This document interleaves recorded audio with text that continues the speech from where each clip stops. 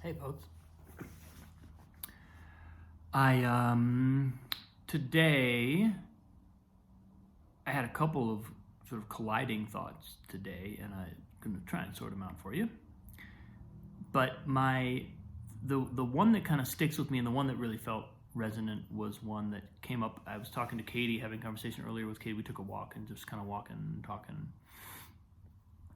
and for some reason, the way that what she was talking about had a thought flashed through my mind where I just kind of imagined,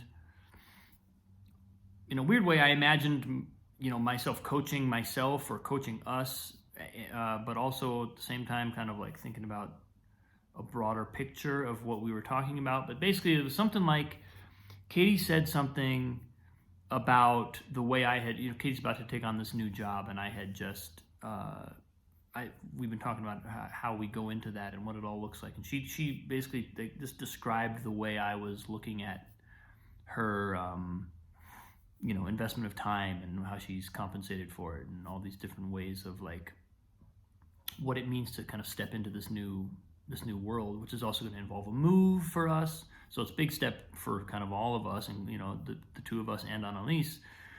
And what ran through my mind was, there's a way in which when you're in a conversation with someone you love and you feel like you're not getting what you need, or you're not being understood. I'm going to speak for myself. If I feel like I'm not being understood and I'm in this situation with Katie or whatever,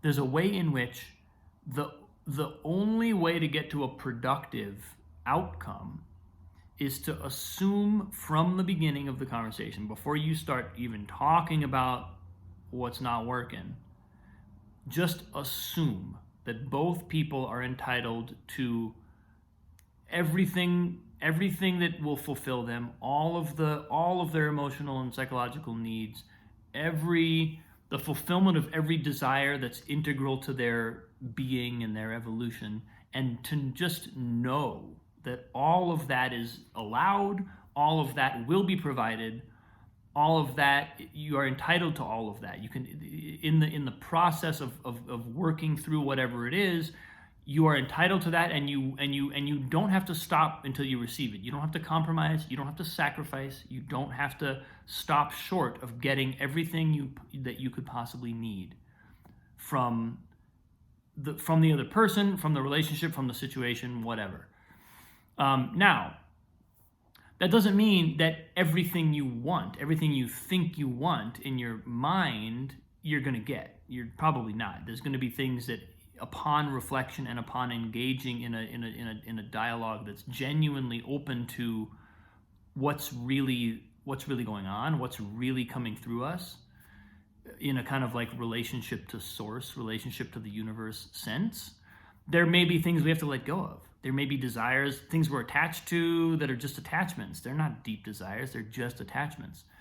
There may be, emotional patterns that we are actually, our partner is trying to give us that we can't receive because of our own patterns. We're blocked, we keep repelling the thing that actually would be the thing that would really fulfill us.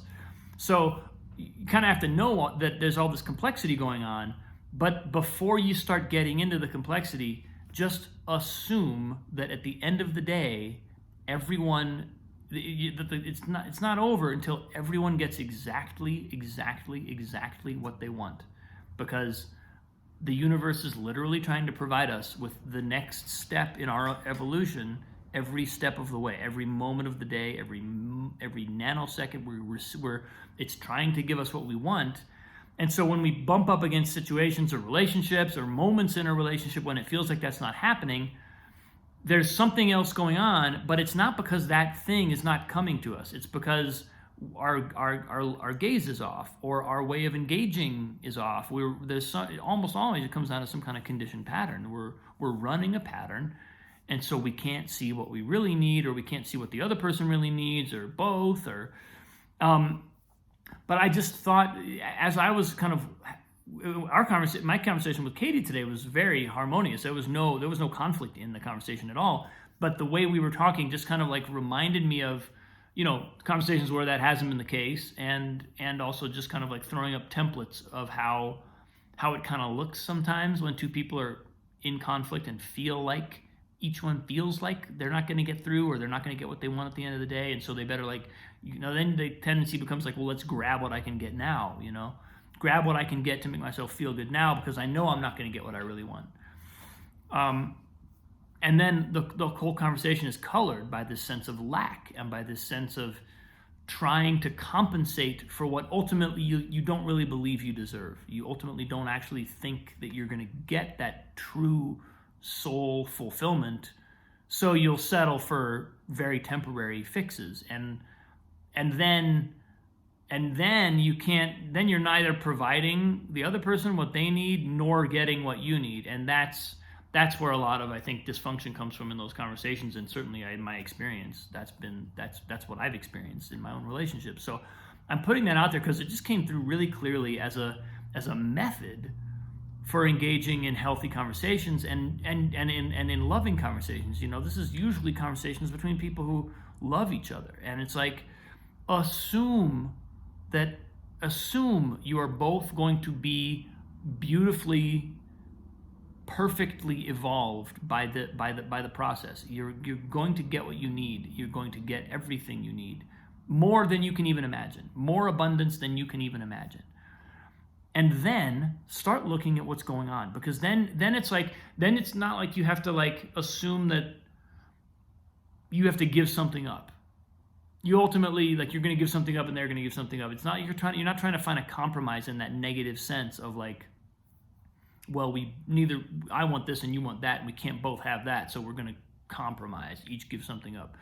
That's not really, that may be necessary in situations. Certainly circumstances might call for that, but that's not the ultimate context I'm talking about. I'm talking about a context where there's a much larger sense, in a much larger sense, what the relationship is about, and what it means to be genuinely in a loving partnership, and a kind of partnership, a spiritual partnership, where you're truly there for the other person, evolving yourself and helping them evolve, and whatever other little ones you have running around, them too.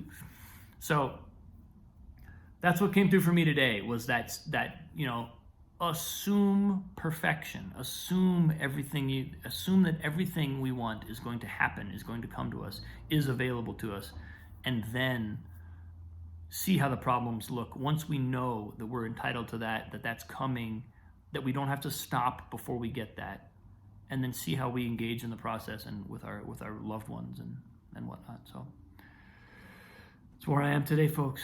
Love you all. Thank you so much for listening. Thanks for watching, and I'll see you again soon.